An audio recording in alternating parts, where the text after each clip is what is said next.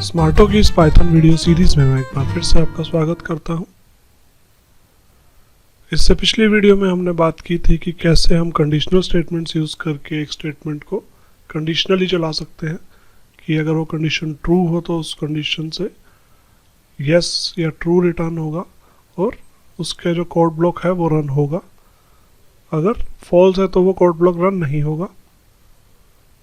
इसके साथ ही हमने लूप्स के बारे में बात की थी, कैसे हम एक कंडीशन के बेस पे एक स्टेटमेंट को एक से ज़्यादा बार चला सकते हैं या फिर एक लूप से हम 50 या 100 बार एक कंडीशन को एक के बाद एक एग्जीक्यूट कर सकते हैं। आज के लेक्चर में हम फंक्शंस की बात करेंगे। हम वीडियो 1 से ही कुछ फंक्शंस को हम देखते आ रहे हैं, कुछ बेसिक फंक्शंस को, जैसे कि मैंने आपको प्रिंट के बारे में बताया था। प्रिंट के अंदर हम जो कुछ भी लिखते हैं वो हमारी स्क्रीन पे प्रिंट हो जाता है। तो प्रिंट स्टेटमेंट हमारा एक फंक्शन है। फंक्शन हमारे पास दो टाइप के होते हैं, बिल्ट इन और यूजर डिफाइंड।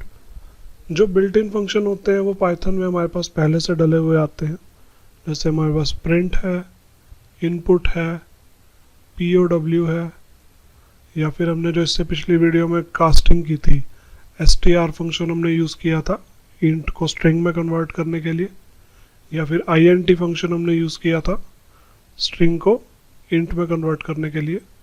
तो ये सारे बिल्ट इन फंक्शन हैं क्योंकि पाइथन हमें ये ऑलरेडी प्रोवाइड करती है, हमें इनकी डेफिनेशन लिखने की ज़रूरत नहीं पड़ती। तो दूसरी टाइप जो हमारे पास आती है वो यूज़र डिफाइंड फंक्शंस है। हम अपने आप से अपने फंक्शंस लिख सकते हैं, जैसे कि आपने एक एरिया का फंक्शन बना दिया तो उसके अंदर जब आप कोई दो नंबर पास करोगे तो वो दोनों उनको उनका स्क्वायर या उनका मल्टीप्लाई करके दे देगा फॉर्मूला के अकॉर्डिंग। ऐसे ही हम एक बार बात करते हैं कि फंक्शन क्या होता है। अगर आपके पास मैथमेटिक्स थी एलिमेंट्री स्कूल में तो आपने मैथ्स में फंक्शन के बारे में बात की होगी। फंक्शन हमारा एक प्रोसीजर होता है जो हम इनपुट पे हम लगाते हैं और हमारे पास एक आउटपुट आ जाता है। जैसे साइन एक फंक्शन है, कोस एक फंक्शन है, तो हम एक एंगल पास करते हैं साइन के अंदर और साइन एक वैल्यू रिटर्न करता है। ऐसे ही हम फंक्शन कंप्यूटर्स में भी सारी प्रोग्रामिंग लैंग्वेज में स्टेटमेंट वाइज ऐसे बना सकते हैं कि आप उसको कुछ इनपुट देंगे और वो कुछ स्क्रीन पर प्रिंट करेगा या फिर कोई आउटपुट वो रिटर्न करेगा। कुछ एग्जांपल्स देखते हैं, पहले बिल्ट इन के बारे में बात करते हैं।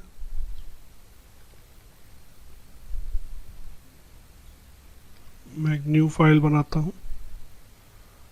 तो सबसे बेसिक हमारे पास जो फंक्शन था प्रिंट, हम बार बार यूज कर रहे हैं। किसी भी चीज के आगे अगर हम ऐसे दो ब्रैकेट्स लगा देते हैं तो वो एक फंक्शन बन जाता है। मान लीजिए आपको एक से ज़्यादा इनपुट्स देने हैं इस फंक्शन को, तो आप कोमा यूज़ कर सकते हैं। अगर आप दो कोमा यूज़ करते हैं तो आप 3 पैरामीटर पास कर सकते हैं, या फिर आप एक सिंगल पैरामीटर पास कर सकते हैं विदाउट कोमा। इसको मैं डेस्कटॉप पे सेव करता हूँ। ये फिर से हमारा बिल्कुल सबसे पहले वाला प्रोग्राम है जो हमने किया था। हेलो हमने प्रिंट किया, तो प्रिंट हमारा एक बिल्ट इन फंक्शन है। ऐसे ही मान लीजिए x, हमें एक POW नाम का फंक्शन होता है हमारा जो पावर कैलकुलेट करता है। मान लीजिए आपको चाहिए 2 की पावर 4 कितना होता है। अब इसमें हमने देखिए दो पैरामीटर पास किए हैं। मैं यहाँ पे x को प्रिंट कराता हूँ तो 16 आ गया मेरे पास। 4 बार इसने 2 को 2 से मल्टीप्लाई किया, 2 2 ज़ा 4, 4 2 ज़ा 8 और 8 2 ज़ा 16। तो इसको मैं डायरेक्टली यहाँ वेरिएबल में स्टोर कराने की बजाय इसको अगर मैं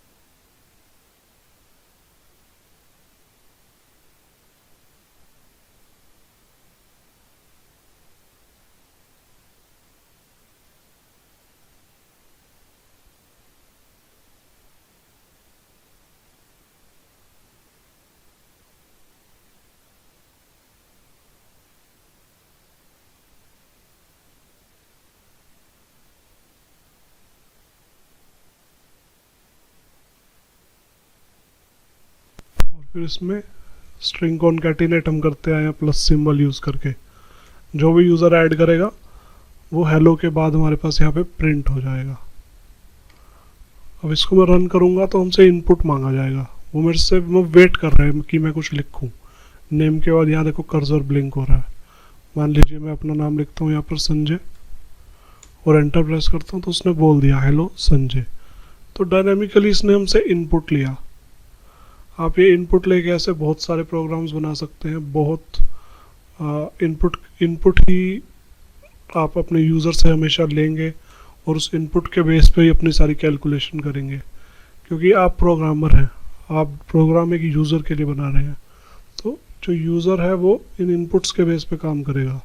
आप यूज़र को सोर्स नहीं देने वाले, वो वेरिएबल्स को ऐसे आप चेंज कर करके नहीं देखेगा।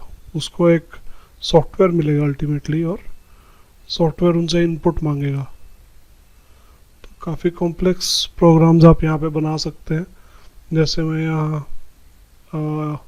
एक फाइल का एक्सटेंशन मांग सकता हूँ, वही एंटर फाइल नेम या एंटर एक्सटेंशन नेम, और फिर मैं उस नाम की सारी फाइल्स को कॉपी करके कहीं और मूव कर सकता हूँ। तो बहुत सारी पॉसिबिलिटीज़ हैं जो हम अपने प्रोग्राम में कर सकते हैं। इनपुट फंक्शन हमारा एक ऐसा फंक्शन है जिससे हम यूज़र से इनपुट लेते हैं। तो 3 फंक्शंस के बारे में हमने बात की, इनपुट, प्रिंट, POW। ऐसे हमारे पास बहुत सारे फंक्शन होते हैं। एक अपर नाम का फंक्शन होता है। मान लीजिए मैंने यहाँ हेलो जैसे लिखा हुआ है, अगर मैं यहाँ डॉट अपर लिख देता हूँ तो ये एक स्ट्रिंग फंक्शन है अपर नाम का। ये अपर केस में कन्वर्ट कर देता है। अभी फिर से इनपुट मांग रहा है। मान लीजिए मैं संजीव लिखता हूँ इस बार, तो इसने हेलो को देखो कैपिटलाइज कर दिया। मैंने नॉर्मली लिखा था। डॉट अपर जो है वो एक स्ट्रिंग फंक्शन है जो कि सारा कुछ अपर केस में कन्वर्ट कर देता है। ऐसे ही हमारे पास एक लोअर फंक्शन है जो सारा कुछ स्मॉल केस में कन्वर्ट कर देता है। तो बहुत ही बड़ी लाइब्रेरी है पाइथन के फंक्शंस की। आगे जब हम लाइब्रेरीज इन बिल्ट लाइब्रेरीज के डेटाबेस पे जाएंगे तो मैं आपको दिखाऊंगा।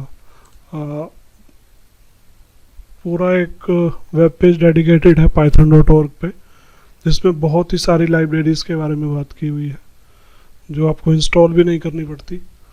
इसके अलावा जो थर्ड पार्टी हमारे पास लाइब्रेरीज होती हैं जो आप पाइथन की कम्युनिटी के बाहर के लोगों ने बनाई है, वो भी फ्रीली उसको डिस्ट्रीब्यूट कर रहे हैं। तो बहुत ही बड़ा कोड बेस है पाइथन का। बहुत सारे फंक्शन यूज़फुल ऐसे लिखे हुए हैं आपको, जैसे साइन कोस टैन है, ये फंक्शन मैथ्स में होते हैं। तो वो भी आप डायरेक्टली यहाँ पे साइन कोस टैन के फंक्शन रन करके वैल्यूज़ लेके आ सकते हैं। आपको बैठ के इम्प्लीमेंट करने की ज़रूरत नहीं है कि भाई अगर 1 पास हो तो वैल्यू 90 डिग्रीज देनी है। ऐसा कुछ आपको करने की ज़रूरत नहीं है। पाइथन में सारा कुछ हमारे पास रेडिली अवेलेबल रहता है। तो ये थे हमारे इनबिल्ट फंक्शन। इससे नेक्स्ट वीडियो में हम बात करेंगे जो कस्टम फंक्शन हमारे होते हैं, जो फंक्शंस हम बना सकते हैं। तो मिलते हैं नेक्स्ट वीडियो में और हम कुछ अपने खुद के फंक्शंस बनाएंगे। Thank you.